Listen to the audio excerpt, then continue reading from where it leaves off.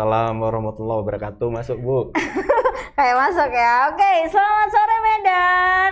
Nah, Aku seperti belum loh. kan Abang bilang masuk, langsung aku selamat sore. Oh, Jadi gitu gimana ya. ini? Ulangilah. Ya Allah, mulai dari mana? Selamat sore Medan. Oke. Selamat sore Medan. Nah, Tribuners balik lagi di Selamat Sore Medan edisi 13 September 2021. Seperti biasa ya kan, Bang? Iya. Kita ada top 3 news today. Ya, semoga kalian nggak bosan-bosan menyaksikan berita yang paling menarik hari ini, paling hits, paling banyak dibaca oleh Tribuners. Yes. Nah, seperti biasa Bang, berita pertama yang paling hits tadi sudah ada di judul. Ya kan. Jadi tentang penemuan jenazah mahasiswi Unimed yang kemarin kena bencana di sungai Hilang. Simaningkir. Iya. Ya kan. Atas namanya boleh ya disebutkan? Boleh ya, oke.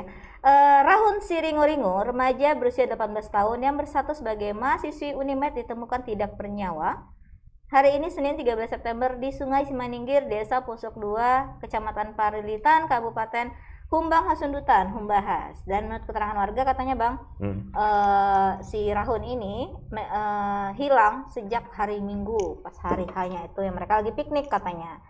Mereka piknik ke Desa Pusuk 2 Sungai Simaningkir bersama 5 rekannya nih Tribuners, yaitu Lastari Dasianturi, Herna Siringo-Ringo, Suandi Mahulae, Luhut Siringo-Ringo, dan Jani Nainggolan. Jadi kalau dari keterangan itu kan dia warga Desa Pusuk 1, bertamasa ke Pusuk 2, berarti kampung sebelah ya? Iyalah, kan kadang-kadang kan Bang pengen tinjau-tinjau kompleks sebelah. Kawan-kawan datang ke rumah Iya, dia, yuk yes. ke sini, ke sebelah gitu. Apalagi kan kalau sekarang mahasiswa kan mahasiswa-mahasiswi daring kan ya, jadi Oh, mungkin lebih punya banyak waktu. Dan kalau misalnya bertamasya jauh-jauh juga kan lagi PPKM kan banyak tempat-tempat wisata ditutup ya, makanya ini ke sungai Bang, Sungai Simaningkir.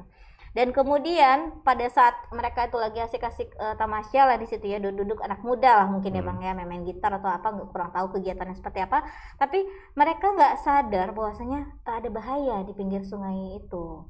Dan naasnya waktu jam 15.30 sore mereka hari Minggu itu terjadilah banjir Bang. Nah, dan saat banjir langsung kabarnya keadaannya itu langsung disapu air sungai.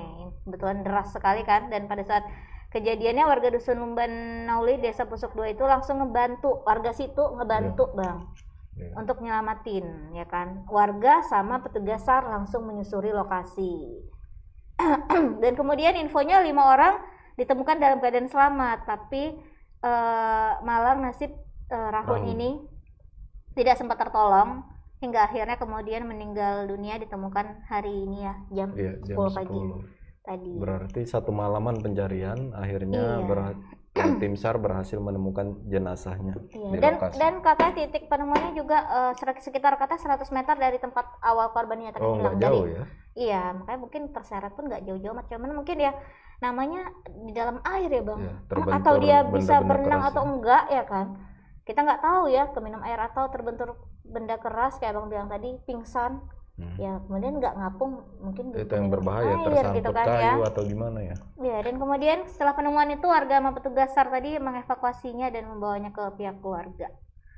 Nah, ini ada videonya untuk Tribuners bisa saksikan langsung.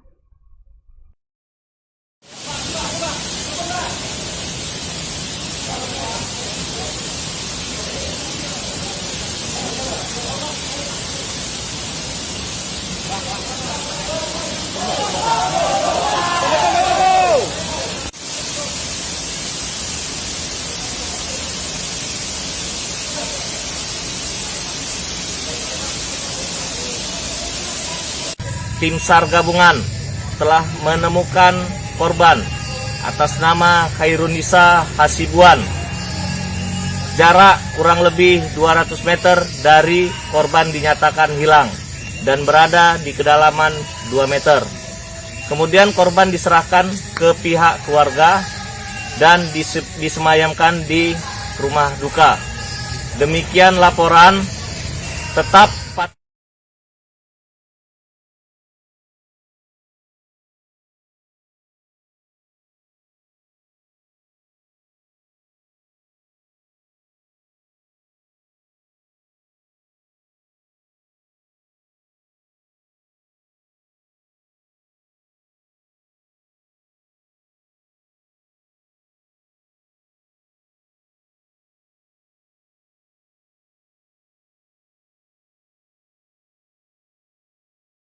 Pak Masker.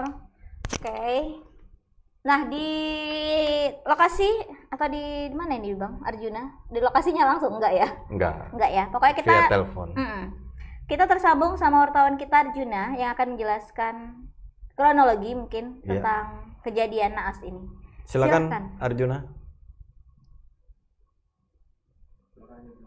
Suaranya Arjuna mohon maaf belum kedengaran.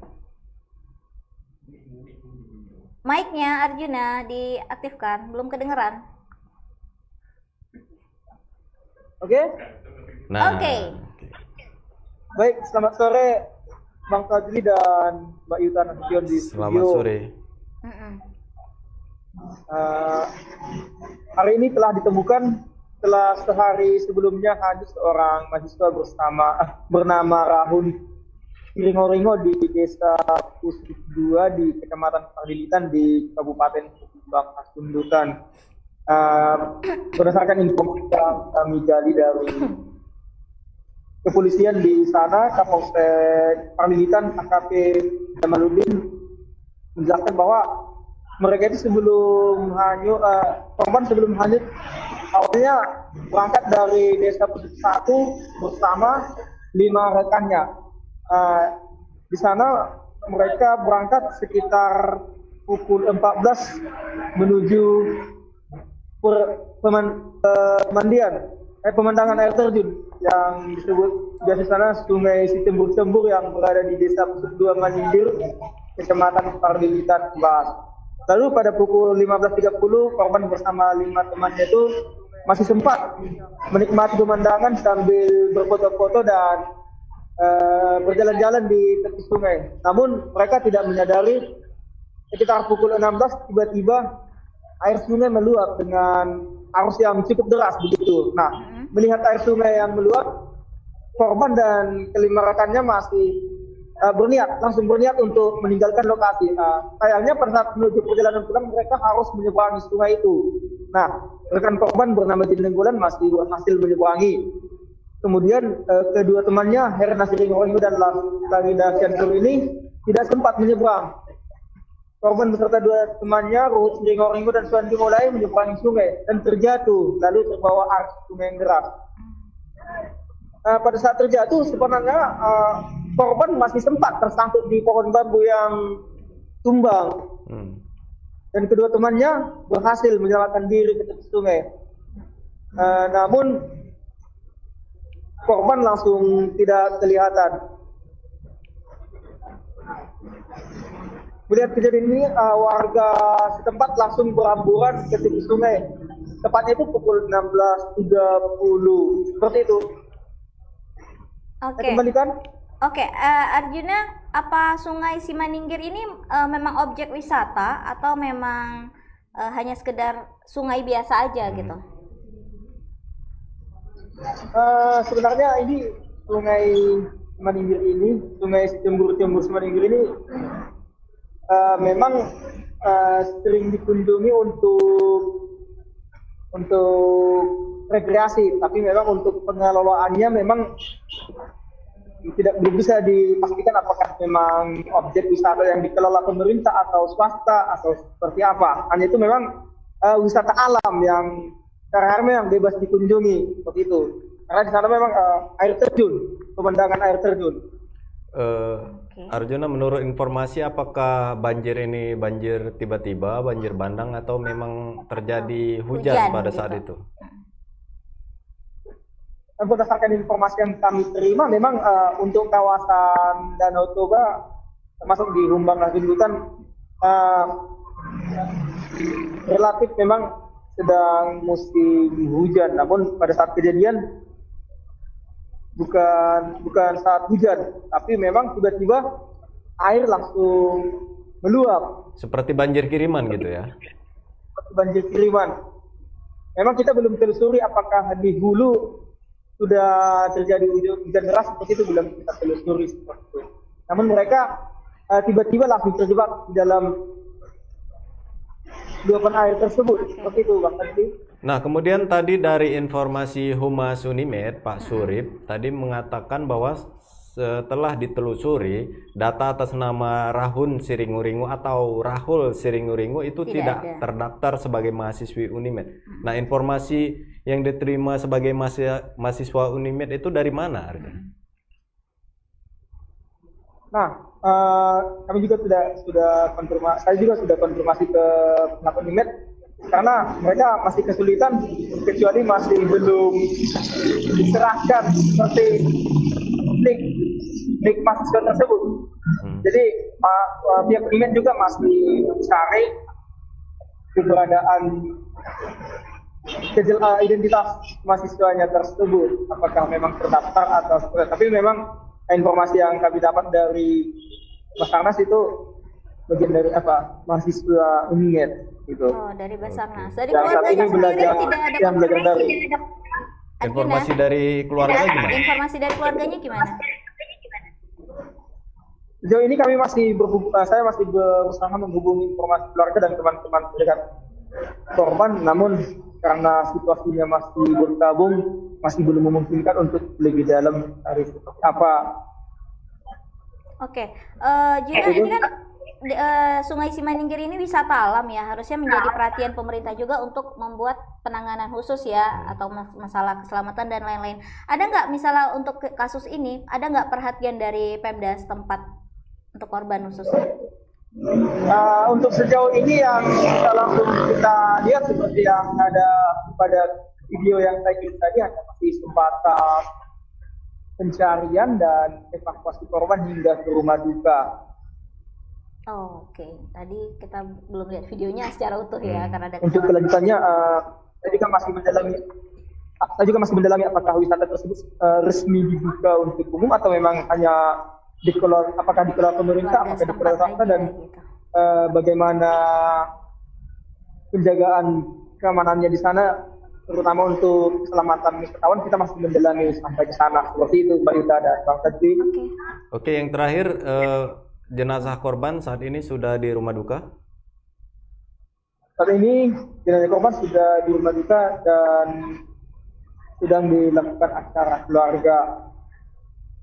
Rencana Seperti itu. pengebumiannya dikebumikan kapan nih, Juna? Untuk rencana pengebumian memang saya belum sampai. Belum ada info lebih lanjut ya? Oke. Oke, terima kasih Terima kasih, Arjuna Arjuna. atas laporannya. Selamat bertugas kembali. Selamat sore. Baik. Nah, itu tadi Bang Kazli. Waduh, ternyata tempat wisata alam Sungai Simaningkir ini belum jelas nih apakah dikelola pemerintah setempat, ya kan? Kita ngeri-ngeri juga ketika piknik, rupanya ada banjir kiriman gitu kan. Nggak Tapi ada. kalau misalnya kata tadi Arjuna bilang ini memang sering didatangin sama warga-warga, harusnya menjadi perhatian dong ya. Ada pengawasan. Ada pengawasan, atau paling enggak kan istilahnya orang situ tahu lah ya kondisi alam atau segala macam, jadi kayak ada peringatan, jadi orang nggak sembarangan.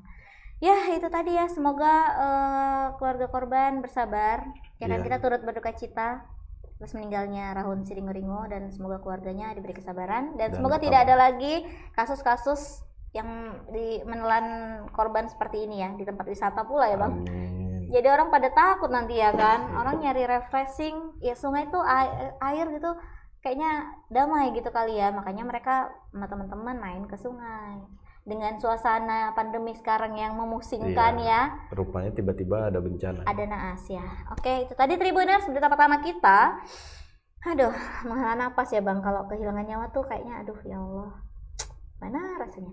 Nah Tribuners, berita kedua kita ini tentang Bang penangkapan pelaku pembakaran mobil personel Polres Serdang Bedagai. Jadi ini kejadiannya sebenarnya tahun lalu.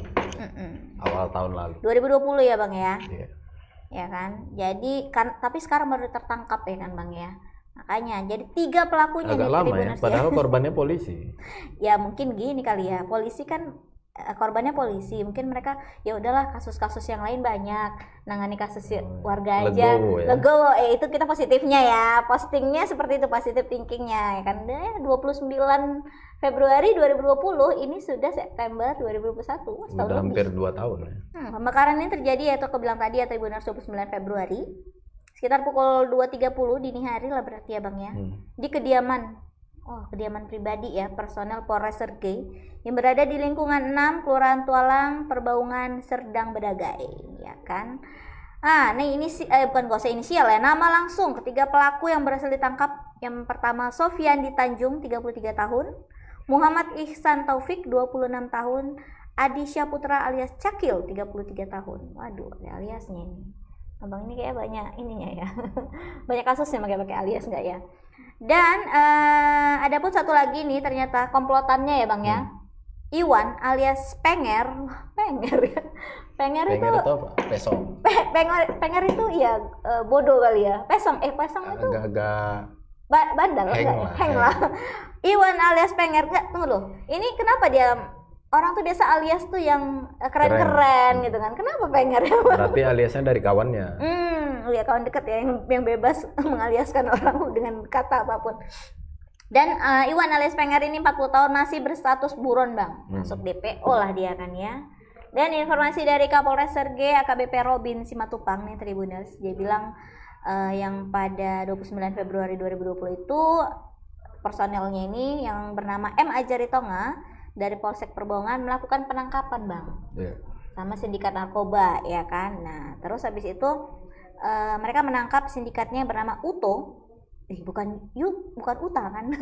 Takut aku ganti nama pula. Uto warga Dusun 5 Desa Nagalawan dan Adi Syaputra alias Cakil dan Iwan Penger. Nah, dan kemudian mungkin karena penangkapan itu mereka merasa terusik dan terganggu kejiwaannya enggak ya? Terganggu lah. Ya kan? Dan pelakunya Adi Syaputra alias Cakil dan Iwan Penger nyuruh anggotanya ya Ihsan Taufik dan Sofian di Tanjung tadi melakukan pembakaran mobil petugas ya. Waduh, ini dendamnya kayak mana ya Bang ya? Ya banyak kejadian seperti itu, bahkan berujung pada penyerangan, pembunuhan. Kayak apa namanya ya? Tapi ini kasusnya ini Bang, aku nggak tahu nih. Mereka diproses nggak sih kan sindikat narkoba nih? Diproses nggak? Jadi nanti kita tanya. Nanti kita tanya ya kan. Tapi sebelum kita tanya ke wartawan ya Tribuners, lebih jelasnya ada videonya ini. Ya, silakan.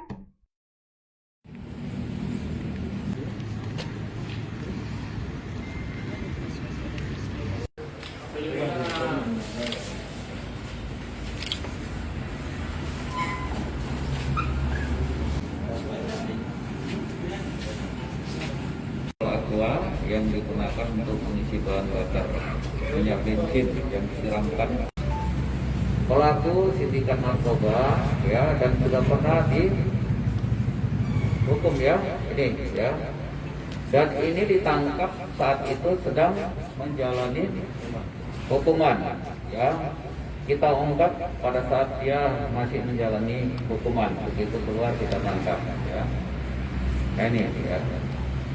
Nah ini rata-rata ini sudah pernah ditangkap ya, dari pernah ditangkap ya. Oleh si Adi Saputra memberikan imbalan ya sebanyak 5 juta rupiah ya kepada si Sofian Tanjung, Muhammad Ihsan dan Iwan Penger. Ya, kemudian Iwan Penger menyiapkan sepeda motor. Kemudian oleh si Sofian Tanjung membeli minyak bensin ya dengan Muhammad Ihsan. Si Muhammad Ihsan ini yang mensurvei ya mana Muhammad Ihsan. Nah dia mensurvei mana rumah anggota yang menangkap ya korbannya itu anggota kita Muhammad Ajar di Tonga. Dia survei rumah si Ajar di Tonga ini, dilihatnya setiap hari memarkirkan mobilnya di garasi depan rumah terpagar ya. Namun bisa bisa disiramkan minyak ya. Jadi oleh si survei ini Muhammad Ihsan telah mensurvei, merencanakanlah dengan si Iwan Penger, Adi Saputra Cakil dan Sofian Tanjung. Nah kemudian Sofian Tanjung dan Muhammad Iksan mengendarai sepeda motor yang disiapkan oleh Iwan Penger, mendatangi rumah korban, kemudian menyiramkan minyak bensin dan mencoba.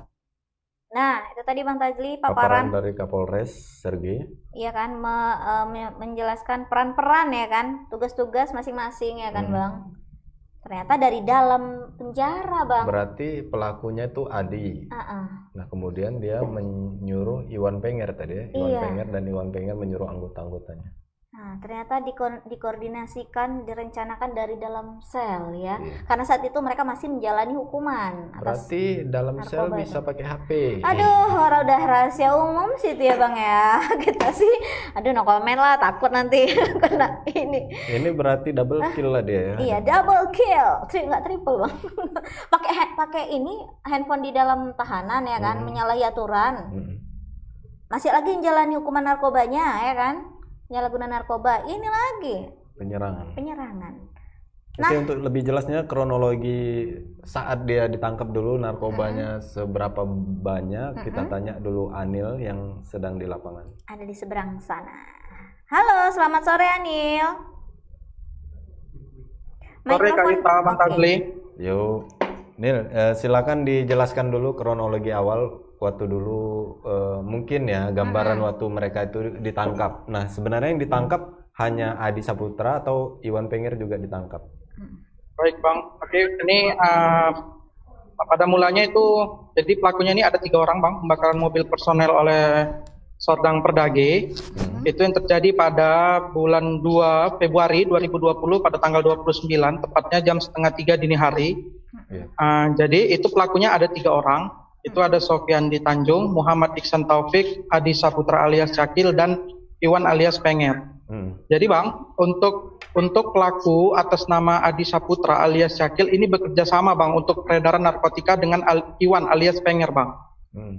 Nah, untuk kedua orang ini memang sudah terkenal untuk di wilayah Sergei khususnya, apalagi itu Cakil Bang. Dia memang sudah terkenal sebagai pengedar Bang. Nah, yang selama ini penangkapan itu mereka dua yang ditangkap awalnya. benar Bang, benar. Ketiganya bersama pelaku pengeksekutor pembakaran Bang. Sedangkan Iwan Penger sendiri itu masih DPO Bang. Oh gitu. Seperti itu. Iya, jadi penangkapannya ini itu atas ini dulu awal mulanya itu sindikat yang bernama Uto, warga desa Dusun 5, Desa Nagalawan. Jadi merasa terusik dengan penangkapan yang dilakukan oleh si Uto ini. Jadi si Adi Saputra alias Cakil itu bersama dengan Iwan Penger menyuruh anggotanya 2 orang untuk membakar mobil personil yang melakukan penangkapan tersebut Bang. Seperti itu. Oh iya, berarti yang ditangkap pertama narkoba Uto ya, 1 orang. Iya Betul. benar Bang, benar Bang. 1 orang. Baru Kemudian setelah itu Adi- barulah ketiganya yang sekarang ditangkap Bang. Iya, ketiganya itu. Dan pengakuannya tadi untuk 2 eksekutornya yang 2 orang itu diberi imbalan sebesar 5 juta setelah melakukan aksinya Bang. Sementara untuk saat ini Iwan Penger sendiri itu masih di dalam pengejaran seperti itu Bang. Nah, itu yang dibakar mobil pribadi atau mobil Dinas. dinas? Info yang diterima itu mobil pribadi Bang, mobil pribadi oleh si personil tersebut Bang. Berarti saat diparkir di depan rumah ya? Depan rumah, bener Bang, lagi diparkirkan di depan rumah. Jadi kejadiannya sekitar jam setengah 3 dini hari Bang. Nah, sebenarnya Jadi itu otak pelaku itu kan Uto. Tadi dihadirkan di situ nggak? Utuhnya tidak dihadirkan. Sebetulnya bukan otak pelakunya, bukan Utuh Bang, tapi Cakil Bang. Oh, Dan Penger. tidak ada perintah dari Uto ya? Iya benar, karena awal mulanya kan si Utuh dulu yang ditangkap Bang. Ditangkap, itu pun sindikat darinya si Penger sama si Cakil seperti itu Bang. Tapi tadi kalau nggak salah dengar ya, kata Kapolres ada yang ditangkap, dia tunjuk orang ya, kita nggak tahu siapa namanya. Itu di saat penahanan. Gimana Kak? Tadi Kapolresnya di video kita lihat. Tadi Pak Kapolres bilang ada salah satu yang dihadirkan di situ, itu ditangkap pada saat menjalani masa tahanan. Itu siapa? Oke Kak, sedikit apa aja Kak, info aja. Memang kebenaran kedua pelaku ini, ketiga-tiganya malah itu pernah menjadi seorang tahanan Kak. Tahanan kasus narkotika. Dan kebetulan pelaku atas nama atas alamat Sofiandi Tanjung. Itu memang dia baru saja keluar dari penjara Oke. dan setelah itu dilakukan penangkapan ulang karena terlibat dalam kasus pembakaran mobil ini, Kak. Sofiandi Cepat Tanjung. juga ya keluarnya ya, setahun udah keluar ya. Iya, rindu dia, Marcel lagi mungkin ya kan, makanya kejadian ini. Tapi Anil, kalau kan mobilnya dibakar nih, kondisi rumahnya gimana? Apakah ada kerusakan lainnya? Yang mengalami kerusak itu pada bemper mobil saja, Kak, karena api sempat belum membesar, Kak. Karena pada saat itu api sudah mulai ada pada bagian bemper mobil, asap yang mengepul masuk ke dalam rumah dan tercium oleh korban, Kak. Dan saat itu korban langsung terbangun dan mematikan api yang ada pada dekat bemper mobilnya, Kak. Oke, berarti langsung cepat tahu nih ya si Bang Iya. Ajari Tonga ya, langsung cepat tahu. Semoga Iya, benar, Kak. Berarti nggak ada korban jiwa apapun, syukurlah Tidak ya. ada, tidak ada, Kak. Cuman bemper mobil saja, Kak, yang mengalami kerusakan. Oke, kalau untuk tuntutannya sendiri kepada pelakunya ini, Oke, ada untuk paparan? para pelaku itu dikenakan pasal 127 ayat 1E, 2E, junto 55 dan 56 dengan KUH pidana 12 tahun penjara dan maksimal 15 tahun penjara, Kak. Oke, 15 tahun aja Bang. Oke, selamat menikmati tahanan lah ya. Iya, selamat menikmati makan dan bisa pakai HP di tahanan Bang. Enggak ya? Enggak, itu tadi si Buto kan Oh, nggak Uto tahu enggak, ternyata menahu enggak dia. ya. Ternyata Iya. rekannya yang di luar, Adi Saputra Cakil sama Win Penger yang Pandi-pandian. gregetan mungkin Iya. ya kan. Ih, teman kita nih Uto, mungkin ya sindikatnya ketangkap. Oke, Anil, terima kasih laporannya. Selamat bertugas kembali. Siap, Selamat selamat sore sore. Bang Tazli, Sore. Kak Yuta. Nah, Bang Tajli, ya ampun. Dendam ya, ini namanya ya, bisa Ya. dibilang ya. Mungkin mereka punya banyak jaringan kan. Iya kan, Merasa apalagi- besar, gangster ya kan. Iya, apalagi ternyata ada satu orang yang memang si Cakil tadi katanya ya, memang orang Sergei udah tahu semua bahwasanya dia ya ini Bandit pengedar narkoba narkoba, TO lah ya kan, target harusnya ya kan. Hmm. Dan tapi yang ketangkap malah Uto ya, mungkin pandai deh nih Bang. Iya, Belut ya kan. Ya semoga ketangkap lah. Ya, jam terbangnya tinggi. Iwan Penger tadi yang, Yang DPO Bang ya. ya. Cakil udah tinggal tunggu aja lah ya, 12 atau 15 tahun ya, silahkan menikmati ya. Kita sih ngelihat kasus seperti ini ya Bang, udah melakukan kesalahan udah gitu ya. Nggak Bukannya introspeksi diri dan Jerah. tapi malah kesalahan Melakukan lain ya yang kan. lain lagi. Kan kasihan nih Bang Ajari Tonga ini ya kan. Mobil pribadi katanya kan. Iya. Mobil pribadi loh Bang. Kalau mobil dinas tadi masih bisa minta ganti gitu kan. Itu gimana tadi kita nggak tanya ya. Iya. Itu kerugiannya gimana? Kalau bumper pun kan kena mesin gitu Bang. Bumper bisa jadi enggak sih? Bisa jadi enggak ya? Karena Mungkin kebetulan cepat diketahui sama Bang Ajar tadi. iya, ya kan dia pun kayak mana bakarnya nih. Enggak ya, kita nggak ngajarin. Oke, semoga kejadian ini tidak berulang ya. Dan buat sekalian yang di luar sana yang mengetahui peredaran narkoba, ya segeralah laporkan segera ke Polres terdekat pun boleh lah ya Bang. Iya. Biar nggak ada kasus-kasus gini lagi. Biar dikasih pembinaan atau ya sanksi lah ya. Dan Bang. biasanya ada perlindungan saksi kan. Iya, perlindungan saksi. Jadi aman. Aman. Mudah-mudahan ya. Nah, itu tadi Bang berita kedua kita, penangkapan mengenai pelaku pembakaran. Jadi sebelum kita lanjut ke berita ketiga nih Bang Tajli.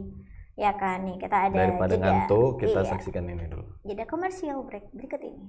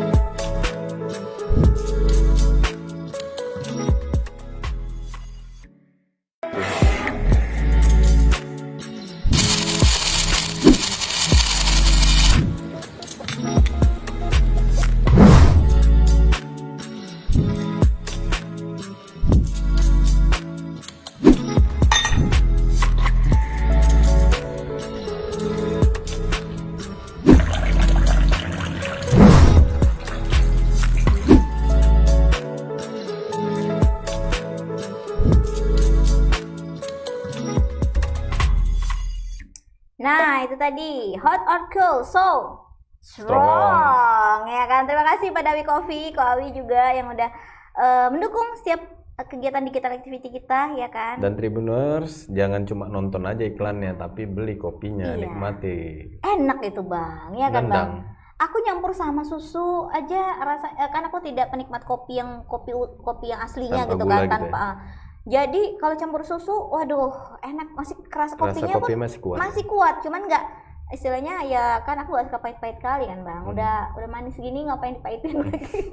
Dan kalau nggak tahan kopi murni bisa kasih gula dikit itu mantul rasanya. Ya. Atau dikasih es. Wah itu tadi dia salah satu pilihan Rasanya lainnya. Iya rasanya nggak hambar jadinya, masih tetap strong. Karena bahan-bahannya premium ya kan, pengolahannya premium. Nah itu tadi ya kan, jeda kita sebentar, kita tarik nafas dulu ya setelah membaca berita yang menggeramkan ya kan. Iya. Ya, berita kedua menggeramkan ya, berita pertama berita duka.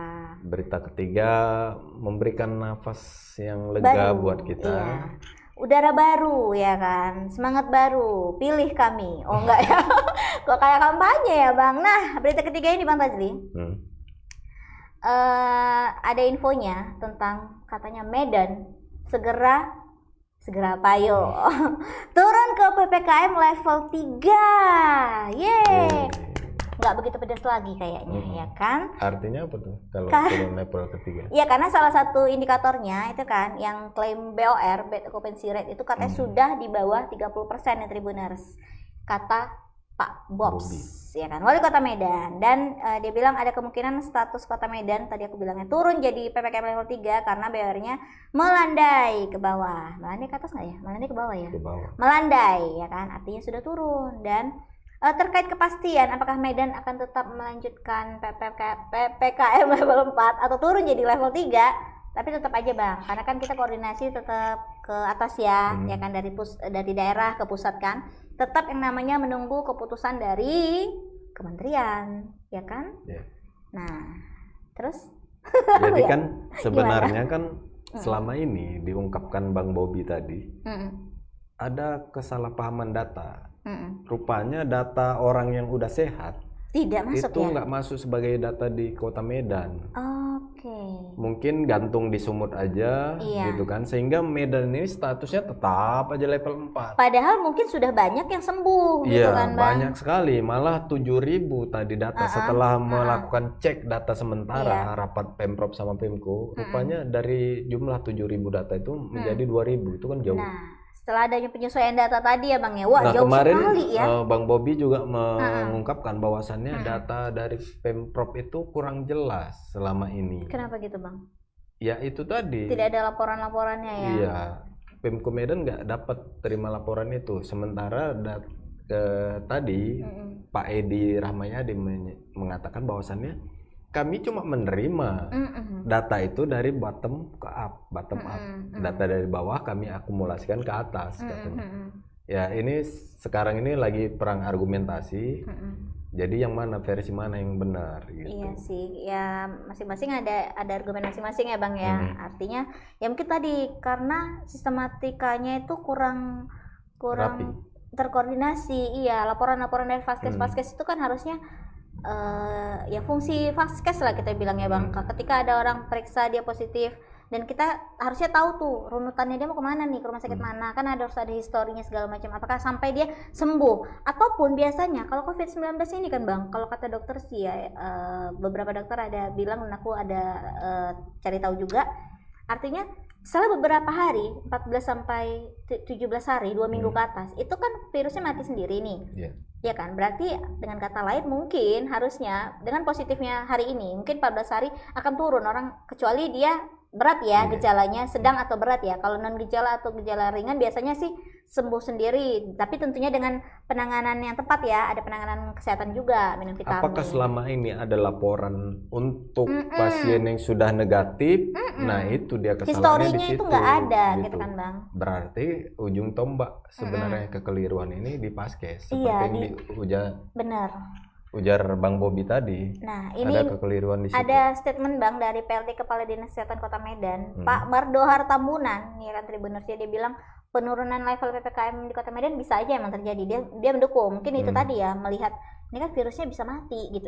Dalam waktu tertentu dia mati gitu kan.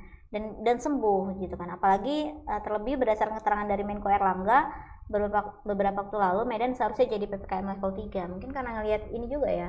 Oh, kayak kafe banyak rame orangnya kan, nanti udah pada sembuh kali orangnya. Nah, Pak Mardor juga bilang terkait antara perbedaan data tadi Bang yang kurang sinkron antara Pemprov sama Pemko Medan, makanya mereka akan terus melakukan perbaikan, memperbaiki pencatatan data lah ya. Ya mungkin ya manusia, human error ya Bang ya. Harap-harap maklum, belum lagi mendata, belum lagi menerima pasien yang akan berobat gitu ya kan. Misalnya koordinasinya jadi agak-agak rumit, tapi kita harapkan ya koordinasinya tetap teratur lah. Dan kita harapkan fungsi dari gugus tugas itu menjalankan tugasnya dengan baik. Tugas-tugas Ya COVID. percuma kan anggaran banyak ke situ. Iya, semua anggaran ini larinya ke gugus tugas sih Bang. Makanya tapi udahlah maksimal lah harusnya kerjanya. Yes. Nah, ini ada videonya Bang. Boleh Silakan, diputarkan? selamat menikmati. kayak bioskop ya. Ini setahu saya siang ini kita lagi bersama provinsi lagi rapat mengenai pendataan perbaikan data yang ada di Kota Medan khususnya, dan ada beberapa daerah juga selain Kota Medan, tapi ini kita lagi perbaikan data. Kemarin sudah kita coba perbaiki data yang disampaikan dari kasus aktifnya saja kemarin yang memang selalu kita coba perbaiki. Per hari ini seperti yang sudah kita posting juga, kasus aktif kita bukan 7.000-an lebih lagi, tapi sudah di bawah 2.000 setahu saya, sudah di bawah 2.000 kasus aktifnya, dan ini sudah dikonfirmasi dengan hasil swab PCR ini ada 5.000, 6.000 lebih ini ada di masuk ke bagian sembuh. Ini hasil dari PCR-nya, dan yang lebih dari 10 hari itu masuk dikategorikan di sembuh. Nah ini tapi masih pendataannya masih kita koordinasikan dengan Provinsi Sumatera Utara, karena selalu saya sampaikan masyarakat yang melakukan swab antigen ataupun swab PCR secara mandiri di luar puskesmas, ini pelaporan dari setiap masing-masing vaskesnya itu laporannya ke provinsi, karena memang sudah ada aturan dari Kemenkesnya seperti itu. Namun beberapa kali memang sudah kita minta agar laporannya masuk ke Kota Medan juga, biar apa, biar pendataan hal seperti ini bisa kita respon dengan lebih cepat, itu aja. Ada kemungkinan turun level nggak Pak Wali? Mudah-mudahan. Kalau kemarin kita juga tanya sama Pak Menko mengatakan indikator Medan masih masuk level 4 karena kasus positifnya, kasus aktifnya yang masih tinggi. Selebihnya kita sudah turun semua. Bor kita sudah di bawah 30%, hanya bor ICU saja yang masih di atas 30%. Ya itu tadi Bang Bobi, makin rapi aja rambutnya. Iya. Makasih mana? Abang jangan-jangan. Kalau kan abang tukang pangkas sebelum bilang. Itu tadi statementnya Bang Bobs ya kan, ya kemungkinan untuk kita turun ke PPKM level 3, semoga ya. Nah, untuk lebih jelasnya sudah ada reporter kita di lapangan, Restin Hani. Selamat sore Hani. Selamat sore Kak Yuta dan Bang Tazli. Ya, hari ini kan katanya Pemprov dan Pemko ini menggelar rapat terkait perbaikan data. Nah, hasil akhirnya gimana nih Hani? Baik, kalau berdasarkan dari hasil wawancara kami dengan Wali Kota Medan, Bobi Nasution, kalau untuk keputusan apakah PPKM di Medan itu berganti menjadi PPKM level 4 atau berganti ke level 3, itu masih dilakukan penyesuaian data.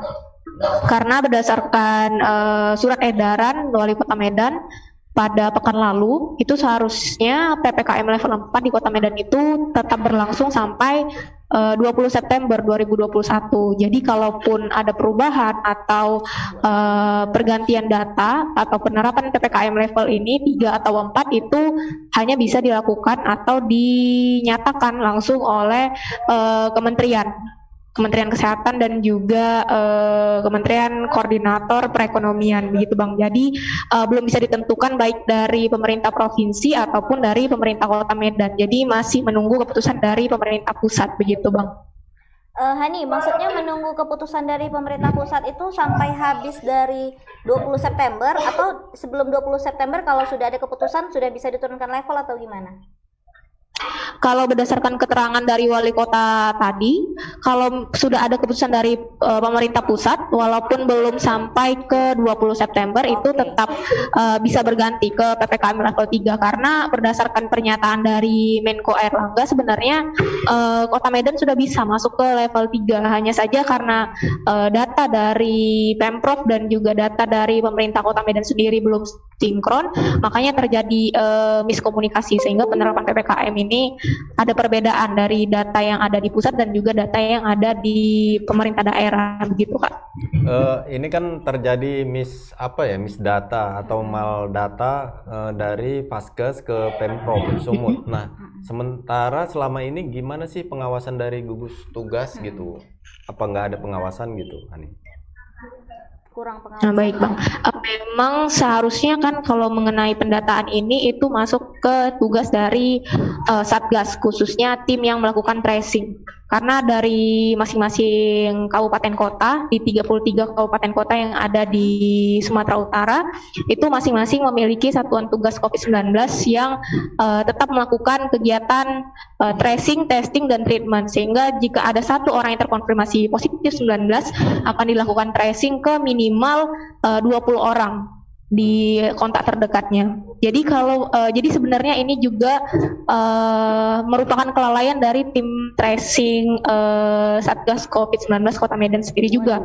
Karena berdasarkan dari hasil wawancara Wali Kota Medan, Bobi Nasution, beliau mengatakan kalau bahwasanya pemerintah provinsi itu sebenarnya memang tidak harus memberikan data ke Pemko Medan setiap kali misalnya ada yang negatif atau ada warga Kota Medan yang melakukan swab PCR ataupun swab antigen di vaskes-vaskes yang ada di Kota Medan di luar dari milik Pemko. Karena dari Kemenkes sendiri aturannya memang seharusnya vaskes itu memang memberikan data ke Pemprov begitu Bang. Jadi memang seharusnya Satgas ini yang meminta data atau menyesuaikan data ke vaskes-vaskes yang ada di luar dari pemerintah Kota Medan begitu Bang. Berarti perlu peran aktif Satgas ini ya kan ya, biar datanya nggak kemana-mana, nggak tinggi atau rendah, kita jadi bingung ya kan. Jadi pemerintah nggak bisa menetapkan ini sekarang kita di level berapa. Tapi Hani, ini seandainya kita nanti bisa turun PPKM level ketiga, kira-kira kebijakan dari pemerintah apa nih, khususnya untuk pelaku ekonomi kreatif mungkin ya, sudah menunggu-nunggu. Apa yang berubah di antara level 4 menjadi level 3? Kelonggaran apa mungkin ya kan? Kalau berdasarkan instruksi Mendagri yang terakhir perpanjangan PPKM dari PPKM level 2 sampai PPKM level 4 itu sendiri, kalau yang berbeda dari PPKM level 4 dan juga PPKM level 3 itu sebenarnya kalau di PPKM level 3 itu sekolah tatap muka sudah diperbolehkan. Dari mulai tingkat PAUD sampai ke tingkat sekolah menengah atas atau SMA itu minimal 50% dari total siswa yang ada. Dan juga perbedaan lainnya dari PPKM level 4 dan PPKM level 3 itu pembukaan supermarket dan juga pelaku usaha, baik itu rumah makan yang berskala kecil dan juga rumah makan yang berskala besar. Itu kalau misalnya di PPKM level 4 tutupnya harus jam 8 malam. Tapi kalau di PPKM level 3 sudah boleh buka sampai pukul 9 malam. Begitu Kak. Kalau perbedaan yang signifikan ada di dua itu, sementara kalau untuk selebihnya seperti dibukanya taman kota dan juga untuk sektor non esensial dan esensial itu masih tetap sama. Ya? Begitu. Oke Hani, terima kasih informasinya. Selamat bertugas. Sama-sama Kak. Selamat sore. Iya. Nah itu tadi Bang, ya kan angin segar Beda ya. 1 jam aja ya. Iya tapi nggak apa-apa, lumayan lah Bang. Kadang kalau makan diburu-buru gitu kan nggak bagus buat pencernaan. Terus bisa sekolah tatap muka. Itu ya yang kan? penting, yang ditunggu-tunggu selama Orang ini. tua kan agak ribet yang namanya ya kan ngajarin Iya. anak, karena ya itulah makanya jadi guru itu Bahkan susah, ya kan? kemarin ada yang diam-diam buka sekolah. sekolah Sendiri. kan belum boleh kemarin. Oke. Rupanya Oh iya, buka. ada pihak sekolah yang membukanya ya kan. Rupanya Waduh. ketahuan. Jadi ada sanksi tuh Bang. ada sanksi kemarin itu dan sekolah-sekolah lain yang awalnya buka jadi tutup semua. Iyalah, karena udah satu ketangkep. Tapi Iya. mungkin kalau kita menduga-duga, apakah mungkin desakan dari orang tua murid, ya kan? Kapan nih sekolah buka, Pak? Sudahlah, beginilah. Maka begitu. dari itu kuncinya di masyarakat juga. Patuhi Iya. dulu prokes, turun COVID-nya kan boleh buka sekolah. Makanya, karena semua segmen ya kan, semua aspek merasakan tidak enak kayak di pandemi sekarang ini. Dan juga ketika ada Terbatas. kesempatan untuk vaksin, silakan vaksin karena Iya. efektif kali menurunkan ini penyebaran virus COVID ini Virus dan COVID. menaikkan imun tubuh. Iya, dan banyak-banyak bahagia lah. Biar ya kan, cari aja sentra nggak vaksin. ilmiah Males sih kali Bang. Cari aja sentra-sentra vaksin ya kan, sering-sering cari informasi. Di Tribun Medan juga banyak kok ya Bang ya, kita nginformasikan. Iya. Ya kan, atau ya tanya puskesmas. Tapi kalau sekarang kan katanya sudah tersebar nih ya kan di semua puskesmas ya. Dari buat kalian punya KTP yang memang di daerah puskesmas itu udah boleh dapat vaksin karena terdata juga, prioritas sih ya. Tapi kalau di luar itu nanti ya koordinasi lah sama puskesmasnya mau di mana ya kan Bang. Karena kan ada banyak perantau nih Bang. Betul. Perantau kan ya, dan mereka antusias untuk vaksin. Kenapa? Karena untuk bisa tercipta herd immunity ini gitu. Lagian untuk syarat kerja juga kan. Iya, waduh, syarat perjalanan, syarat kerja, tapi ya apapun itu untuk kita sehat sih sebenarnya ya. Iya. Wise sekali aku ya. Nah, itu tadi Tribun berita ketiga ya. Semoga Medan benar-benar bisa turun level sampai, kalau bisa sih sampai benar-benar bebas dari COVID ya Bang, nggak level Amin. 3 aja. Karena ternyata perbedaannya cuma 1 jam di kafe. Iya. Iya kan, tapi ya sudahlah. Dan sektor non esensial juga belum boleh buka kan. Jadi gimana karyawan-karyawan yang lain gitu ya, takutnya nanti Supaya pulih ekonomi lagi iya, kita berharap. takut nanti dirumahkan segala macem gitu ya kan. Oke, Tribuners, itu tadi berita tiga berita berita. kita hari ini ya kan. Semoga menambah informasi buat kalian ya. Setelah itu ikuti juga sosmed kita. Di Instagram kami Tribun Medan Daily, YouTube Tribun Medan TV dan Tribun Medan Official, akun TikTok Tribun Medan Daily dan Dan Snack. Dan setelah ini jam 6 ada program unggulan kami yang membahas seputar bola, Yes. tendangan bebas, tebas. jangan kemana-mana ya kan, karena hostnya gokil ya. Dan jangan lupa juga saksikan Selama Sore Medan setiap Senin sampai Jumat Bang. Iya. Jam berapa? Kalau kita Iya, promosikan kita ya. promonya sih Selama Sore Medan Senin sampai Jumat. Tapi kalau host yang lain-lain itu gitu ya Bang. Iya. Saksikan Selama Sore Medan hari Rabu. Senin ada loh. Senin sampai Jumat. Tapi kalau kami Senin aja yang Iya, lain. promonya hostnya. gitu lah. Ya, itu tadi ya kan. Semoga bermanfaat acara atau tayangan ini buat kalian ya. Saksikan tadi kata Bang Fazli, tebas abis ini. Oke, akhir kata saya Tona Sution Saya Tajli Mohamed. dan kru yang bertugas kita pamit undur diri. Assalamualaikum warahmatullahi wabarakatuh. Warahmatullahi wabarakatuh. Selamat sore Medan.